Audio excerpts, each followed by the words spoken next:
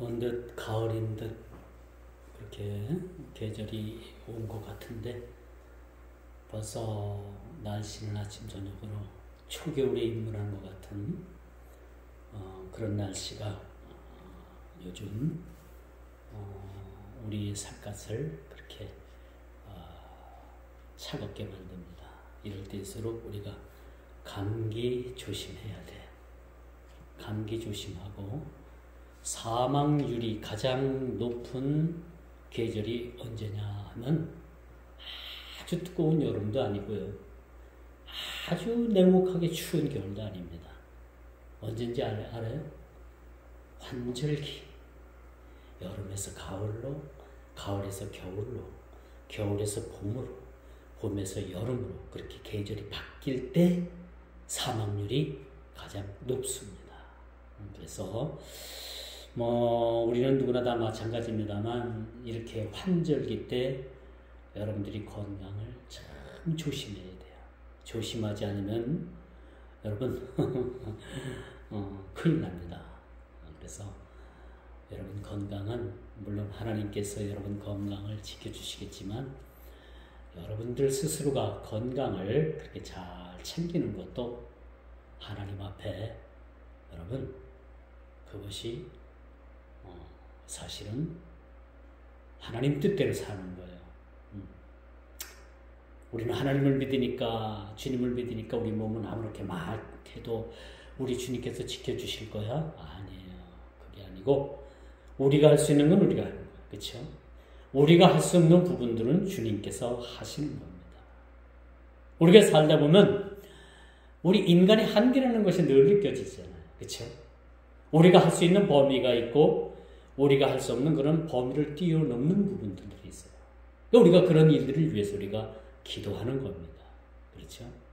아브라함은 바랄 수 없는 중에 그가 주님을 바라봤다고 했어요. 하나님께서 아브라함에게 나타나셔가지고 야 하늘의 뭇별을 봐라. 네 자손들이 이와 같을 것이다. 바다의 모래알을 봐라. 이 바다의 모래알처럼 네 자손이 아주 무수할 것이다 라고 그렇게 예언을 하죠. 근데 하나님께서는 하나님께서 말씀하시는 아브라함은 그 말씀을 어떻게 들었느냐? 실질은 믿기지 않는 거예요. 아니 아내의 나이가 이제는 90세가 넘었고 그렇죠? 여자로서의 기능도 끝났는데 어떻게 아이를 가지고 내 자손이 이렇게 하늘의 뭇별과 바다의 모래알과 같을 것이라는 그런 하나님께서 말씀을 하셨을 때에 아브라함이 그걸 어떻게 온전히 받아들였겠느냐 말이에요. 그래서 실제로는 믿겨지진 않은 거예요. 그런데 아브라함은 뭐예요? 내가 이것을 믿고 안 믿고 내가 믿져봤자 뭐예요? 믿져봤자 본전 아니냐 라고 해서 아브라함이 그것을 믿었더라라고 성경은 그렇게 얘기를 합니다. 그러자 하나님께서 아브라함에게 그렇게 믿었을 때에 뭐예요? 하나님께서 그 아브라함을 통해서 많은 민족을 이루게 하시는 그러한 하나님의 약속을 하나님께서 그렇게 성취해 주셨습니다. 왜 제가 이런 말씀을 드리느냐 하면 어제 이스라엘 그 시간으로는 한 아침이나 새벽 시간이 됐을 거예요. 아브라함의 자손들이 싸웁니다. 아브라함의 자손들이. 그런데 성경에서 아브라함의 씨는 누구예요? 이삭입니다. 이삭, 야곱, 12형제. 그것도 유다. 이것이 믿음의 계보죠. 그러나 아브라함의 씨에서 많은 이 땅에 그러한 종족들이 생겨나게 된 거죠. 그래서 아브라함이 이삭을 낳기 이전에 이스마엘을 낳지 않습니까? 이스마엘이 그 여종 하갈을 통해서 이스마엘을 그렇게 낳는데 그 지금 이스라엘과 반 이스라엘이 싸우는 그 싸움의 대상자가 누구냐? 바로 이스마엘의 자손인 거예요. 하갈에 의해서 낳은 그 이스마엘 자손과 이삭으로부터 아브라함과 이삭으로부터 낳은 그 자손이 지금 첨예하게 로켓포를 5,000발을 쐈대나요? 지금 이스라엘은 전쟁입니다. 제가 저지난주에 이스라엘을 다녀왔잖아요. 참 다행이라고 생각을 합니다. 이번 주 수요일 날 간 팀들은 아마 묶였을 거예요. 성지순례를 하지 못합니다. 이런 전쟁 속에는. 참 그런 상황에 치닫고 있습니다만, 여러분, 이스라엘에는 그 예루살렘 그 안에는요, 이 3대 종교가 지금도 첨예하게 대립을 합니다. 3대 종교. 첫째, 유대교. 두 번째, 모슬렘. 이슬람이라고 하죠. 이슬람과 또 아르메니아 계통인 정교회. 이걸 이제 기독교라고 말을 합니다만, 이 3대 종교가 첨예하게 지금도 대립을 하고 있습니다. 이것 때문에 아마 지금 전쟁이 나가지고 많은 사람들이 지금 희생을 당하고 죽임을 당하는 모습을 우리가 보게 됩니다. 우리가 좀 알 것은요, 이슬람이라는 이 그 종교는 엄청나게 겉모습은 평화롭지만은 그 내면 속에 들어가 보면요, 엄청난 그러한 모습들이 도사리고 있습니다. 그 첫째가 그 이슬람에서 자기 몸에 폭탄을 그렇게 치고서 적을 향해서 그렇게 테러를 해서 많은 사람을 죽이게 되면은, 물론 폭탄을 치고서 다른 사람을 죽이기 위해서는 본인도 죽어야 돼요. 이렇게 죽게 되면은요, 그들이 천국을 가게 되는데, 천국에서 그 아리따운 여인들을 100몇 명이 시중을 든대요. 그래서 이 사람들은 그걸 믿고서 그냥 몸에 폭약을 싣고 폭탄을 그렇게 짊어지고서 달려들어서 많은 사람들을 그렇게 죽이게 되는 겁니다. 이게 잘못된 교리들입니다. 잘못된 교리예요. 그리고 이슬람은요, 일부 다체절을 허용을 합니다. 부인 4명까지 얻을 수 있어가지고 무조건 4명을 통해서 자녀들을 그냥 절제하지 않고 많은 그런 자녀들을 생산을 합니다. 이슬람은 전도 안 해요. 물론 전도도 하겠지만 이 지구상에서 많은 여자들을 통해서 자녀를 생산하면 비록 이 땅이 자기네들 땅, 자기네들 사람밖에 있지 않겠느냐, 그런 생각을 가졌다고 합니다. 이슬람은요, 여성은 인권이 없어요. 이슬람에서 여성은 종과 같은 삶을 살아야 합니다. 우리나라도 지금 대구에서 그 지금 이슬람 사원을 확장하고 공사를 하는데 그 지역 사람들이 아주 결정적으로 아주 적극적으로 막고 있어요. 우리나라 이태원인가 거기 가면요, 거기 모슬렘 사원이 다 자리하고 있어요. 이미 우리나라도 이슬람 세력들이 들어왔습니다. 이슬람 하면 대표적인 예가 뭐예요? 테러입니다. 테러. 많은 사람들의 인명을 그렇게 해하고, 그렇게 해서 폭탄을 치고 많은 사람들을 죽이게 되면 자기는 천국에 가서 100몇 명 되는 그 아리따운 여인들로부터 그렇게 시중을 들으면서 아주 그렇게 살겠다라는 허무맹랑한 교리를 퍼뜨려서 이 지구상을 온갖 테러로 그렇게 물들이는 모습을 보게 됩니다. 이번에 많은 사람들이 죽었더라고요. 이스라엘이 여러분 군사적으로 굉장히 강한 나라입니다.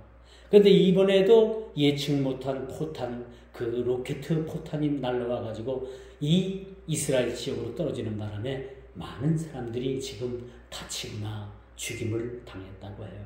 이것은 분명히 전쟁이라는 것은 언제나 이것은 어떤 구실을 붙여도 정당한 것이 되지 못합니다. 전쟁을 통해서 사람을 죽인다는 것은 어떠한 정당성을 부여할 수가 없는 거죠. 러시아와 우크라이나가 지금 전쟁을 멈추지 않고 있죠. 이 전쟁의 명분이 없는 겁니다. 사실은 땅 뺏긴 거예요. 땅 뺏기. 이게 명분이 될 수가 없잖아요. 땅 뺏는 것이. 그렇죠? 자, 이러므로 여러분, 이제는 이 땅에 참 평화는 물 건너간 것 같죠. 이 땅의 평화가 여러분 겉으로는 평화가 찾아오는 것 같고요. 겉으로는 많은 사람들이 평화를 누릴 것 같지만은 이 땅은 점점점 평화로운 세상보다는 여러분 점점점 이 세상의 전쟁과 기근과 지진과 홍수와 해일과 이런 것들이 더욱더 빈번하고 극심하게 세상에 이런 일로 인해 가지고 많은 지구에 이런 어려움이 도래한다는 사실을 우리는 보게 됩니다. 이번 이스라엘에 가가지고요 아주 특이한 걸 봤어요. 예루살렘을 갔더니 예루살렘 성전 그 터문에 그 터에 문이 이렇게 있는데 이스라엘 백성들은 유대인들은요 지금도 예수님께서 오셔서 그 문을 들어가시겠다라는 그런 생각들을 가지고 그들이 살아가고 있어요. 그러니까 이슬람 쪽에서는 그 성전으로 들어가는 문을 갖다가 그 돌로다가 싹 다 막아버렸어요. 아이러니하죠. 예수님께서 오셔서 메시아가 오셔가지고 그 문으로 들어가겠다라는 그런 생각을 가지고 그런 것을 꿈꾸면서 사는 유대 백성들이 있는데 그것을 갖다가 생각을 그렇게 깨버리기 위해서 그 성전으로 들어가는 문을 돌로다가 다 싸서 막아버렸어요. 완전히 막아버렸어요. 이런 일들이 지구상에 있습니다. 여러분 세상은 평안을 원하지만 이런 세상의 평안은 잠시 깃들 수는 있습니다. 우리가 정치를 잘하고 좋은 지도자들이 나오고 그렇게 해서 전쟁도 억제되고 이 땅에 영원히 전쟁이 없고 평화가 있을 것 같지만 사실은 그렇지는 못합니다. 이젠 마지막 때가 가까우면 가까울수록 전쟁에 대한 소문은 점점점 이 땅에 그렇게 흥황하게 될 것입니다. 이웃과 이웃이 형제와 형제가 형제와 부모가 부모와 자식이 서로 대립하고 서로 싸우고 가두고 갇히고 죽이고 죽임을 당하는 그런 아주 냉혹한 시대가 이 땅에 도래하게 될 것입니다.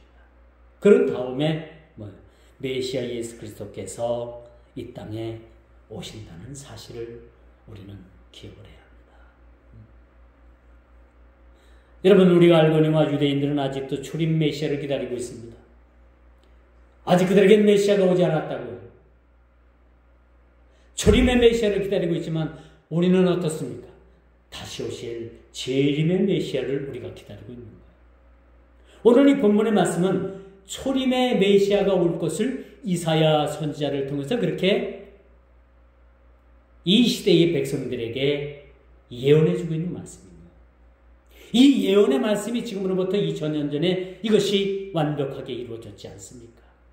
이 예언의 메시지가 2000년 전에 아기 예수님께서 이 땅에 초림하심으로 말미암아 이 말씀이 이루어졌다는 사실들을 우리가 보게 되는 것이죠. 이제 그분께서 오셨을 뿐만 아니라 그분은 메시아이시고 그분을 통해서 이 땅에 진정한 구원이 이 땅에 이루어지겠다는 것이죠.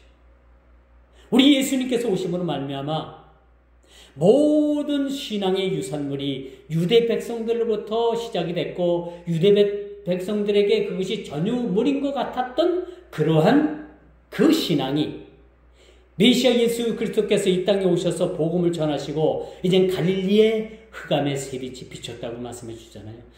큰 빛이 비쳤다라고 이렇게 말씀해 주고 있습니다. 이 빛이 어디로 흘러 들어가느냐? 유대 땅으로부터 시작해서 이방 나라인 온 유대와 갈릴리의 사방 끝까지 동서남북으로 그렇게 하나님의 복음이 그렇게 흘러 들어가게 됐다는 사실을 우리가 바라보게 되는 거죠.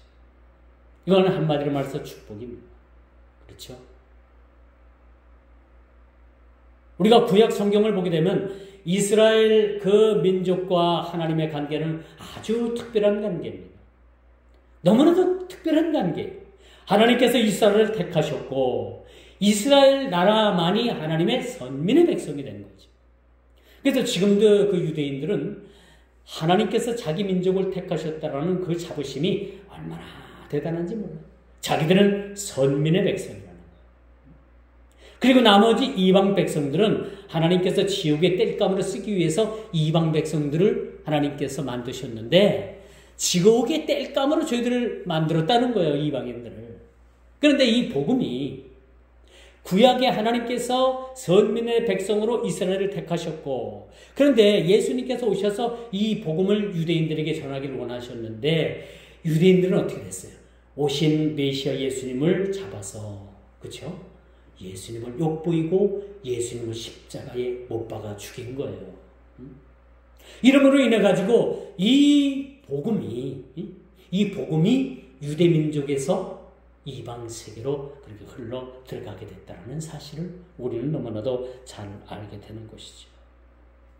그래서 오늘 본문 49장의 전체 내용도 메시아 예수 그리스도의 출현을 얘기해 주고 있는 겁니다. 오늘 1절부터 하는 이야기가 바로 뭐예요? 메시아 대신 예수 그리스도께서 이 땅에 오실 것이다 라는 것을 말해주고 있잖아요. 그런데 여러분, 이스라엘 백성들은요, 지금도 메시아 대신 예수님을 지금도 기다리고 있다니까요. 그런데 예수님은 2000년 전에 이미 오셨어요. 그런데 여러분, 놀랍게도 이제 마지막 예수님께서 재림하실 그날에는 깨닫지 못하고 지금 있는 이스라엘 백성들에게도 많은 사람들이 이젠 깨닫게 되고 그들의 눈이 열리게 되는 겁니다.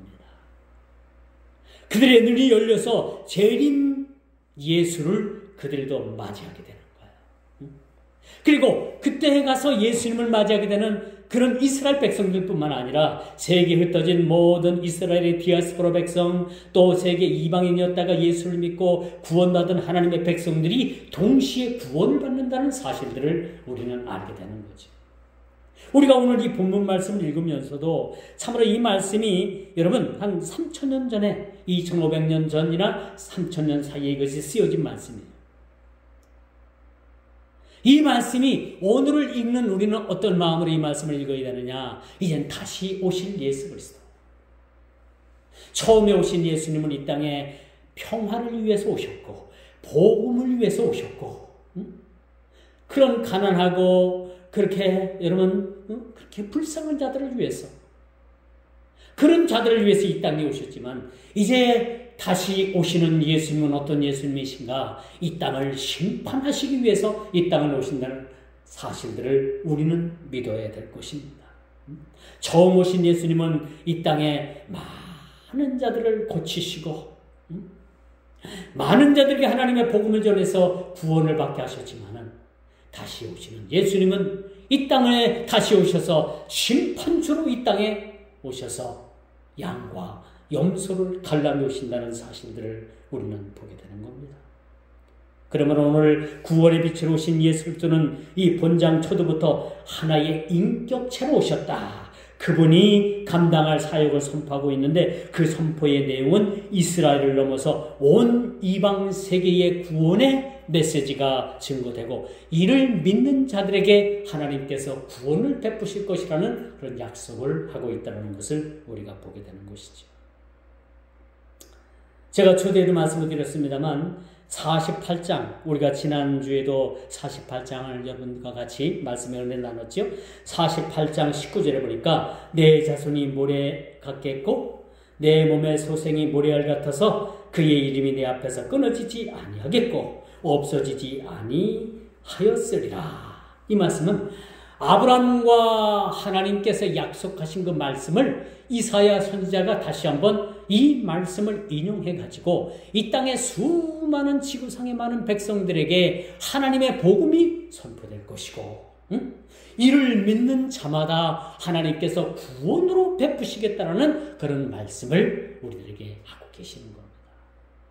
구원을 받느냐 아니 받느냐는 단 종이짝 한 장 차이밖에 되질 않습니다. 그렇죠? 손바닥의 양쪽과 같아요. 손바닥의 앞뒤와 같은 겁니다. 믿느냐 믿지 않느냐라는 것을 가지고 예수님께서는 우리들을 심판하실 겁니다. 심판의 근거는 바로 그겁니다.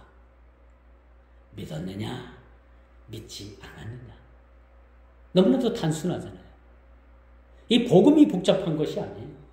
신앙생활 너무 복잡하게 생각하지 마세요. 내가 믿느냐, 믿지 않느냐. 여러분 믿어요? 믿지요. 여러분 자신을 여러분들이 믿는 것처럼 여러분들도 하나님을 전적으로 의라고 믿는 그런 믿음의 신앙을 가지고 살아가게 되는 겁니다. 이처럼 복음의 확장성의 증거는요, 아브라함 때부터 하나님께서 약속하신 말씀. 창세기 22장부터 17절, 32장, 12절을 보니까 하나님께서 아브라함에게 주신 그 약속의 언약을 그렇게 성취하시는 모습을 보게 됩니다. 아브라함 나이 99세 때, 그렇죠? 하나님께서 그 사라를 통해서 그렇게 이삭을 주시잖아요. 이삭을 주시잖아요. 이게 사람으로서는 우리가 할 수 없으되, 이 사람 과학이나 사람의 우리 인간의 어떤 생체나 이것으로 우리 사람은 판단하잖아요. 여러분 과학적 근거가 없으면 여러분 믿지 않으려고 하잖아요. 과학의 이론으로 딱 맞아 떨어져야지만 사람들이 그걸 믿어요. 근데 성경은 뭡니까? 성경은 과학의 이론을 뛰어넘는 것이 성경이고 우리 믿음인 거예요. 죽은 사람이 다시 살아나는 것을 여러분 과학적으로 여러분들이 어떻게 입증을 할 겁니까? 입증을 못하는 겁니다. 그렇지 않습니까? 이것은 과학을 뛰어넘는 하나님과의 그런 믿음의 관계에서 이것이 믿어지게 되는 겁니다. 절대적인 거죠, 이거는. 하나님께서는 전능하신 하나님이시죠. 못할 일이 없는 겁니다. 하나님은 신입니다. 우리는 인간이에요. 인간은 한계가 있죠. 하나님은 한계를 뛰어넘는 시간과 공간을 초월해서 하나님께서 계시는 겁니다. 영으로 계시는 거죠.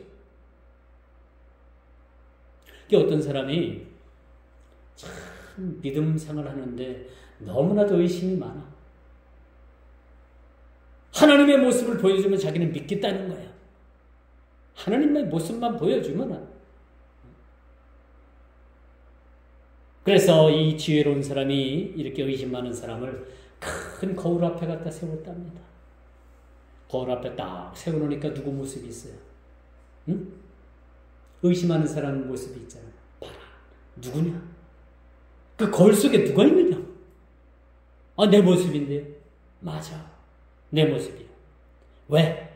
하나님께서 사람을 처음 지으실 때 누구의 형상대로? 하나님의 형상대로 인간을 만드신 거예요. 내 모습 속에서 하나님의 형상이 여러분 발견돼요? 발견되지 않아요? 발견되는 겁니다. 우리 인간의 모습에서 하나님의 형상의 모습이 거기서 발견이 되는 거예요. 다는 아니지만 하나님의 형상이 우리 인간의 모습 속에서 어느 정도 하나님의 형상이 나타나 있다라고 우리가 보게 됩니다.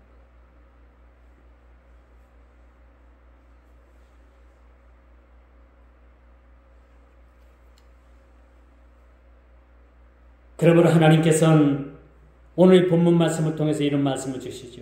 그 이름이 내 앞에서 끊어지지 아니하겠고, 이름이 끊어진다는 것은 그 백성에 대한 기억이 지워진다는 거죠. 하나님과 우리 관계에 있어서 그 관계가 끊어지지 않겠다라고 말해주고 있어요. 제가 어릴 때 연을 많이 날렸어요. 지금은 비닐하우스를 짓게 되면 쇠파이프로다가 휘어가지고 비닐하우스를 이렇게 잘 만드는데, 옛날에 제가 어렸을 때는 그런 쇠파이프가 어디 있습니까? 전부 다 대나무, 긴 대나무 사다가, 이제 마을에서 이렇게 공동구매를 하면 큰 찰떡과 대나무를 이런 큰 다발로 막 실어와요. 그러면 이제 그 신청한 사람들이 다발을 자기 걸 띄워다가 그 대나무를 씌워가지고 비닐하우스 만들고, 그렇죠? 그 안에 고추모도 하고 담배도 하고 여러 가지도 하잖아요. 근데 제가 너무나도 개구됐든지 그 대나무를 사다 놓은 걸 제가 대나무를 큰 걸 쭉 뽑아다가 낫으로다가 탁 쳐가지고 그걸 다 갈라갖고 뭘 만드느냐? 연쌀을 만드는 거예요, 연쌀. 숨어가지고 연살 그렇게 막 칼다가 나술다가 연살 깎다가 손도 많이 베고요. 그래서 이제 연을 문창오지 옛날에 뭐 땅나무가 많이 있으니까 창오지 많이 해놔갖고 장롱에다가 이렇게씩 막 재워놓잖아요. 그 창오지 싹 해다가 연 만들어가지고 겨울에 한여름 겨울에 추운 줄도 모르고 연도 엄청 많이 날라갔어. 연도. 근데 연을 하늘 꼭대기 날리다가 연줄을 딱 끊어버립니다. 그럼 그 연이 높이 날랐다가 그 높은 큰 산을 훌쩍 뛰어넘어가지고 그 높은 산을 뛰어넘어서 어디로 가서 연이 사라지잖아요. 그런 것까지 경험을 합니다. 그러면 연이라는 것은 그 연과 그 연줄이 서로 묶였을 때 연의 기능을 하는 거지, 연줄을 끊어버리면 연은 그냥 날아가서 없어지는 존재가 되고 마는 거죠. 이와 마찬가지로 우리가 하나님과의 관계에 있어서 우리의 관계가 하나님과 끊어져 있다면 우리는 끊어진 연줄과 끊어진 연과 같은 존재가 되는 거예요. 그래서 우리는 항상 주님과 그렇게 묶여있는 그런 삶을 살아야 돼요. 내가 살아도 주를 위해서 살고 죽어도 주를 위해서 살고 내가 먹어도 주를 위해서 죽고, 그렇죠? 그렇게 주님과의 그런 유기체적인 그런 관계에 우리가 있을 때 우리는 주님과 동행하는 삶을 살게 되는 겁니다. 그러므로 우리가 이 세상에 우리가 살아가면서 얼마나 우리들에게서 엄청난 우리의 삶에 어려움들이 많이 있습니까? 다윗이 그런 고백을 하잖아요. 내가 사망의 음침한 골짜기를 다닐지라도 주께서 나와 함께 하시니 내가 두려울 것이 없다라고 그렇게 말씀해 주고 있어요. 사망의 음침한 골짜기를 우리가 홀로 걸어가고 넘어가더라도 주님께서 내 안에 계신다라면 나는 두려울 것이 없다라는 그런 고백을 우리가 보게 되는 것입니다. 이런 고백이 저와 여러분들 고백이 되기를 주님의 이름으로 축원드리겠습니다. 제가 자주 말씀을 드리지만요, 여러분, 우리 사람이 살고 죽는 문제가 내 손에 달려있는 게 아니에요. 병원 손에 달려있는 것도 아닙니다. 물론 조금 도움은 되겠죠. 내가 살고 죽는 문제가 전적으로 내 안에 있는 것이 아니고 내 안에 있는 것이 아니라 전적으로 주님 손에 달려있는 거예요. 여러분들 이것을 인정하고 넘어가야 돼요. 그렇기 때문에 다윗도 그런 고백을 서슴없이 한 것 같아요. 내가 사망의 음침한 골짜기를 다닐지라도 주께서 나와 함께 하심으로 내가 안위를 얻나이다. 내가 두려워하지 아니하나이다. 그런 고백을 할 수가 있었다는 것을 우리가 보게 됩니다.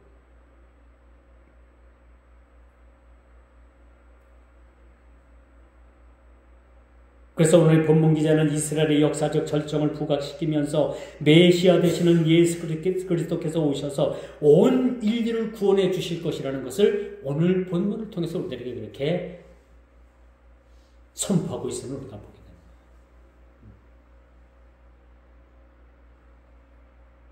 이 말씀이 예수님께서 오시기 전에 이미 미리 쓰여져 있는 말씀이라는 것을 우리는 보게 됩니다. 흔히 칼보다 펜이 더 강하다라는 말이 있잖아요. 아무리 총칼로 백성을 억압을 하도요, 여러분, 펜으로서 그 역사를 기록하고 펜으로서 그 진실을 쓸 때 총칼보다 펜이 더 무서운 겁니다. 더 강한 거예요.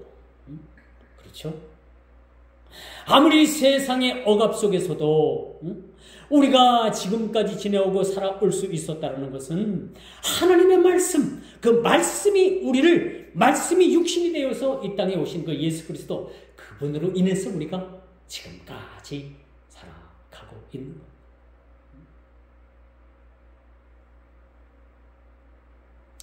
그러므로 예수 그리스도의 입에서 전해진 생명의 복음으로 우리가 세상에 얼마나 많은 사람들이 그 지옥의 나라에서 우리가 세상의 천국으로 그렇게 돌아오고 있는지 몰라요. 지금도 지옥의 나락으로 떨어질 그 수많은 불쌍한 사람들이 회심하고 주님을 믿어서 주님 앞으로 돌아오는 자들이 얼마나 많은지 모릅니다.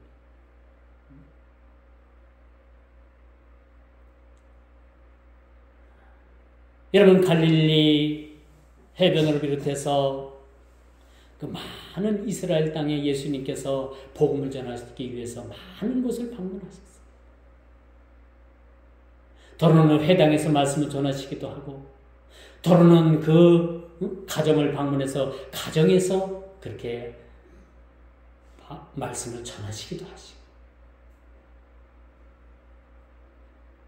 그러다가 예수님께서 이제 십자가에 못 박히셔서 다시 사신 후에 승천하신 후에 제자들을 통해 가지고 그 땅의 복음을 전하기 시작을 했다는 겁니다. 여러분, 갈라디아서 4장인가요? 거기에 보면 4장 4절이에요. 때가 차네라는 말씀. 때가 차네. 우리 인생도 마찬가지입니다. 때가 차면요. 때가 차면 하나님께서 우리를 통해서 계획하신 모든 일들을 하나하나 이루고 가십니다. 그러면 우리가 흥하든지 망하든지 패하든지 노하든지 어떤 일을 당해도 이것은 하나님께서 우리에게 주시는 순리적인 그러한 일이라는 사실을 우리가 깨닫고 받아들이는, 믿음으로 받아들이는. 때가 찬다라는 것은요, 여러분, 하나님의 계획된 일들이 그 때를 통해서 이루어 가신다는 사실입니다.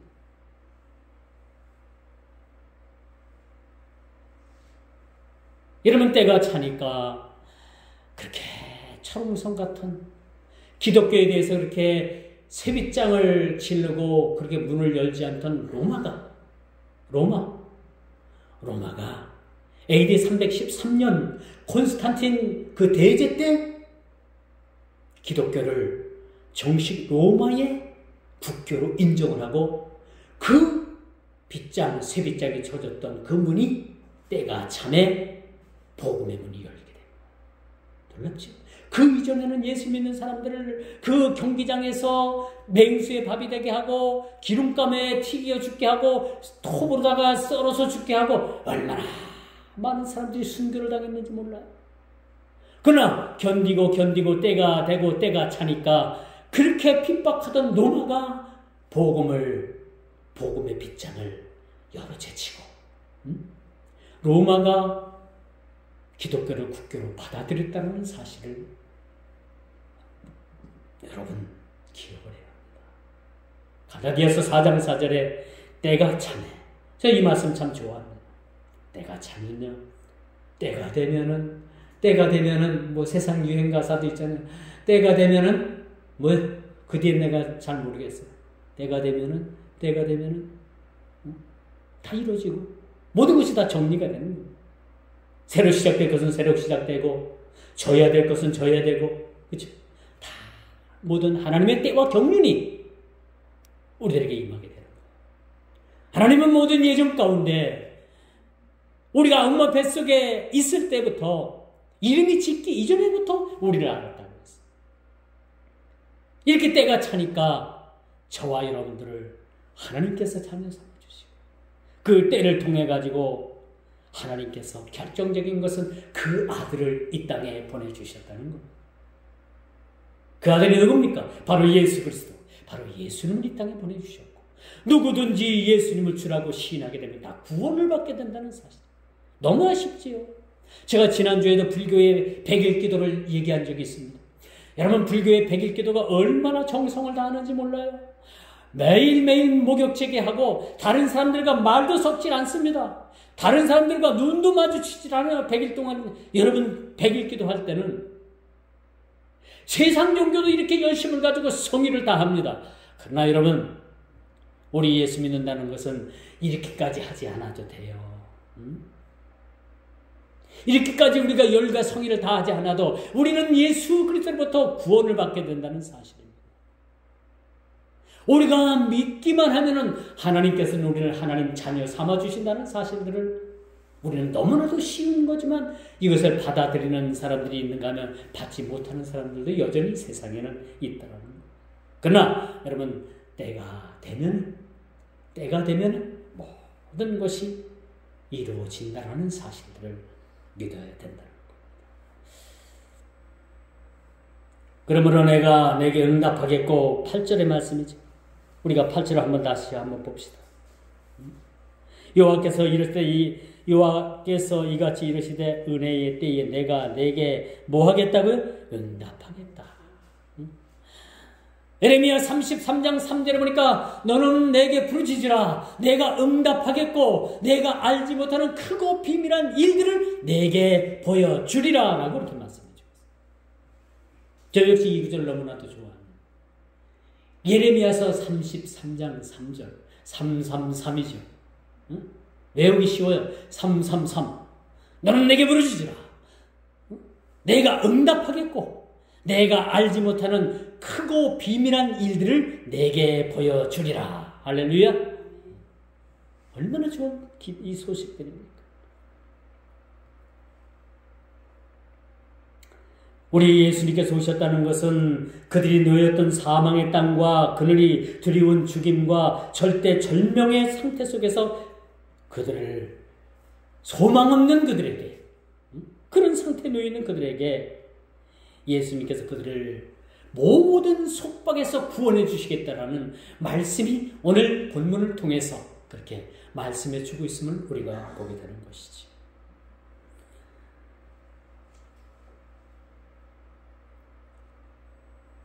제가 최대도 말씀을 드렸습니다만 여러분 우리는 여전히 불안한 세상에 살아가고 있습니다. 세계적인 전쟁이 지금 신냉전 속에서 러시아, 중국, 북한이 한 그룹이 됐습니다. 나머지는 다 자유진영입니다. 이렇게 신냉전의 기류가 지금 흐르고 있는 사실을 우리가 보게 됩니다. 여러분 놀라지 마십시오. 죽이고 싸우고 속이고 이런 일들의 대장이 누굽니까? 사탄인 겁니다.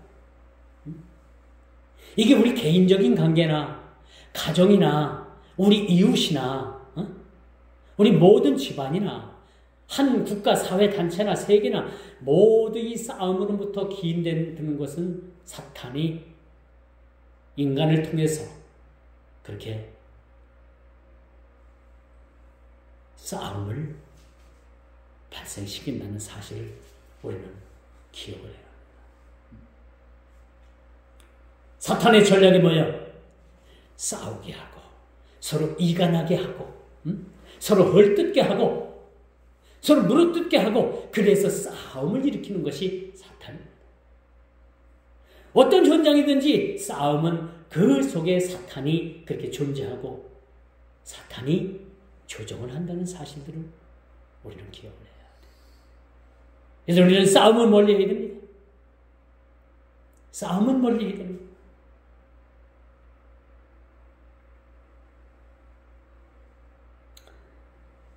지금 이스라엘과 지금 팔레스타인이 이란의 그 하마스 조직이 개입을 해가지고 지금 상당한 큰 전쟁이 지금 발생됐는데 여러분 이것도 여러분 단 두 집단의 싸움이 아닌 거예요.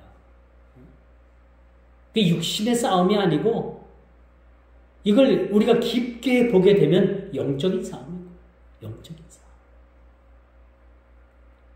이스라엘은 하나님의 선민의 백성입니다. 하나님께서 택하신 백성이에요. 그들이 아무리 예수 그리스도를 십자가 못 박아 죽였다 하더라도 여전히 그들은 하나님의 선택된 민족입니다. 그러한 영적으로 볼 때 선민의 백성과 그쵸? 악의 축에 노란한 그 집단과의 싸움입니다. 영적인 싸움입니다. 어찌 보면은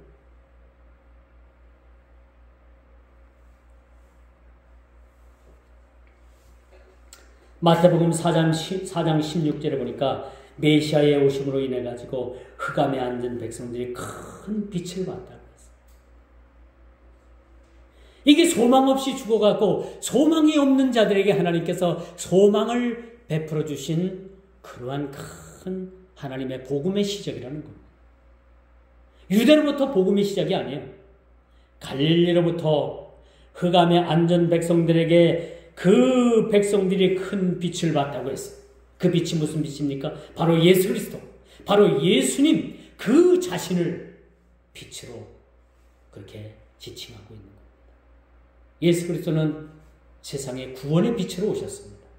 이 빛이 비춰질 때 온 세상 사람들이 다 구원을 받게 된다는 거죠. 이렇게 영적으로 가장 비참한 상태에 놓인 이 갈릴리 사람들을 향해서 빛이 비춰진 것입니다. 우리나라가 이 기독교가, 교회가 이렇게 선교 120년 동안에 폭발적으로 부흥한 것은 뭐냐? 이 복음이 참 120년 전, 우리가 120년 전에 우리나라의 지금 상황을 한번 생각해봐요. 120년 전. 너무나도 암울한 시대였어요. 조선 후기라고 우리가 봐야 되겠죠. 조선시대 후기라고 우리가 봐야 되는데, 백성들은요, 도탄에 빠지고, 그쵸? 그 외세의 침입으로 인해가지고, 참 이 조선반도는 너무나도 힘든 어려운 상황에 놓여 있었던 것이 사실. 외세의 침입이 없어도 그렇게 우리가 살까 말까 어려운 세상인데, 일본은 수시로 우리를 침입을 하죠. 중국은 수시로 우리나라를 갖다가 흔들고 조공을 바쳐야 되고 심심하면 쳐내려오죠. 이게 얼마나 힘든 역사입니까? 이런 시대에 하나님께서 선교사들을 통해 가지고 이 땅에 하나님의 복음이 들어오게 됩니다. 복음이 들으면서 이 선교 120년 동안에 이 나라가 얼마나 많은 변화를 겪게 됩니까? 외국인들한테 우리나라 사람들이 이제 외국에 나가가지고 우리나라의 역사가 그래도 5,000년 역사를 가지고 있습니다. 그렇게 얘기합니다.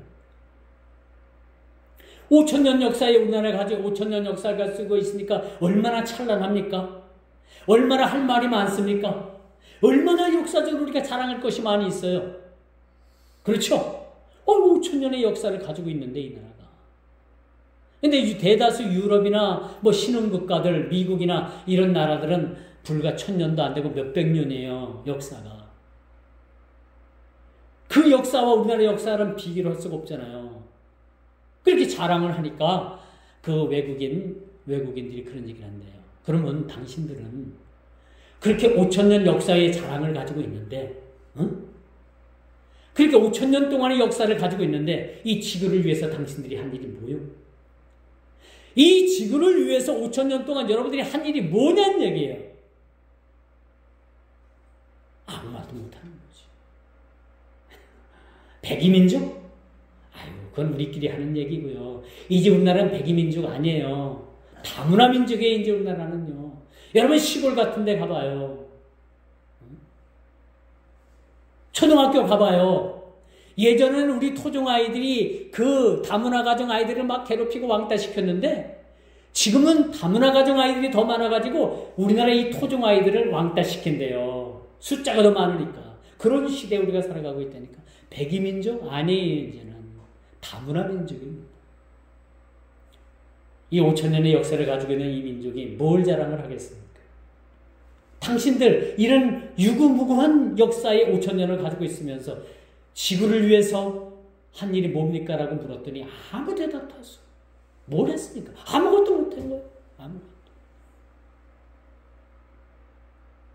미국이라는 나라는 역사가 1,000년도 안 돼요. 불과 몇백 년입니다. 그런데 이제 세계 민주경찰을 자부하잖아요.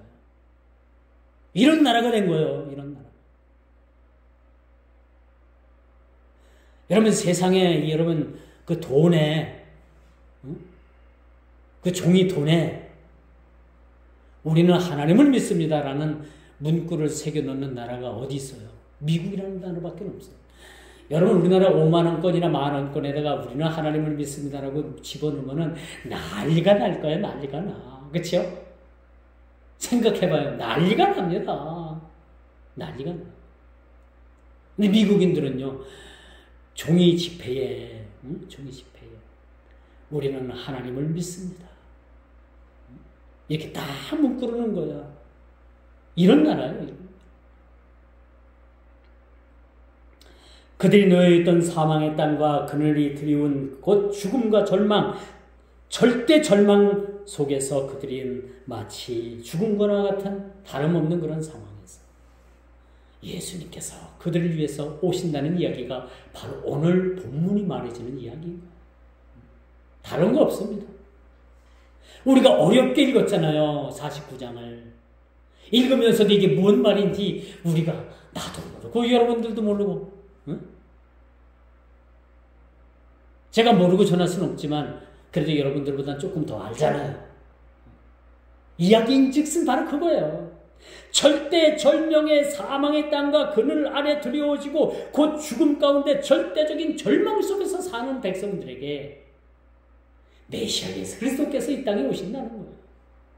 바로 그런 이야기가 바로 오늘 본문의 이야기라는 사실을 우리가 보게 되는 거죠.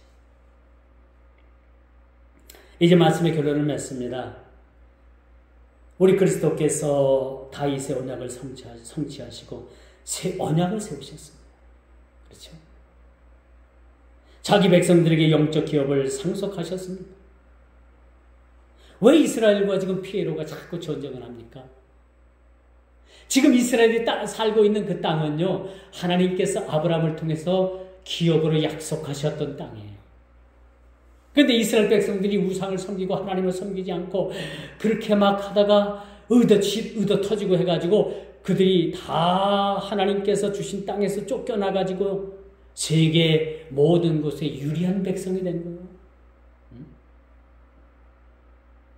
참 놀랍게도 하나님께서 그들을 기업으로 적과 꿀이 흐르는 그런 가나안 땅을 주셨는데 그들은 그 땅을 지켜내지 못한 거예요. 근데 1948년도에 그 땅을 찾겠다고 한 사람, 두 사람 그 유대인들이 모여가지고 이스라엘 정착촌들을 만들고 이스라엘에 옛날에 주었던 하나님께서 아브라함을 통해서 주었던 약속했던 그 땅을 야곱야곱 그 땅에 팔레스타인들을 몰아내고 그 이스라엘 땅을 회복시켜 가니까 아니 옛날엔 너들 땅이었지만 지금 우리가 현재는 우리 땅인데 그것 때문에 지금 치고받고 싸우는 거예요. 그 땅 때문에 그런 겁니다.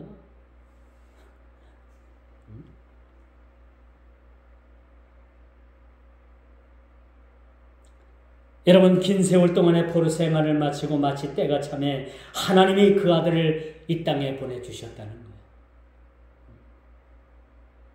이제 머지않아서 제가 어느 때라고 말씀은 못 드립니다. 왜? 우리 주님도 몰라요. 오직 우리 하나님만 아시는 그 시간 그때에 호련히 천군 천사 동원하고 천사장의 나팔소리와 더불어서 흰 백마를 타고 이 땅에 우리 주님께서 재림하실 것입니다. 사실 우리가 그때를 위해서 사는지는 몰라요. 그때를 위해서 우리가 사는지는 몰라요. 그때를 위해서. 이제 예수 그리스도 그 예수님을 통해서만이 성경의 온 성취가 이루어질 것입니다. 이제 시온을 향해서 동서남북에서 많은 이들이 몰려오겠다고 19절에 말씀하죠. 19절. 우리가 오늘 본문 좀 길어서 못 읽었습니다만 우리 한번 제가 이 말씀을 읽고 말씀을 마칠게요. 19절이에요. 이는 내 황폐하고 적막한 곳들과 내 파멸을 당하였던 땅이 이제는 주민이 많아 좁게 될 것이며 너를 삼켰던 자들이 멀리 떠날 것입니다. 그 백성들을 그 약속하신 땅으로 다시 불러주시겠다. 다시 그들을 불러주시겠다. 이 약속을 우리가 믿고 주님 오신 그날까지 우리가 신앙을 통해서 매진하고 주의 이름을 부르고 우리가 때를 어떤지 못 어떤지 하나님의 복음을 증거할 수 있는 그런 저와 여러분 모두가 다 되기를 주님의 이름으로 축원드리면서 말씀을 맺도록 하겠습니다. 기도합니다. 주님 감사합니다. 오늘도 귀한 말씀 주셔서 장차 도래하실 메시아 예수 그리스도를 통해서 이제는 흑암에 앉았던 그 백성들이 다 새빛을 보겠다라고 우리에게 말씀을 합니다. 비록 이사야 선지자를 통해서 말씀한 이 예언의 말씀이 이젠 진정 믿어야 될 그들은 아직도 믿지 않고 이젠 다시 오실 메시아임에도 불구하고 그들은 아직도 초림의 메시아를 기다리고 있습니다. 이것이 우리가 신앙의 아이러니고 역사의 아이러니가 아닐 수가 없지만은 그래도 주님 다시 오시는 그날까지 많은 자들이 회심하고 주님께로 돌아올 수 있다는 것을 우리는 믿어 의심치 않습니다. 그때까지 우리의 모든 행하는 일들, 우리의 주어진 일들을 우리가 충성되이 감당할 수 있는 우리 모두가 다 되게 하여 주옵소서. 예수님의 이름으로 간절히 기도드리옵나이다. 아멘.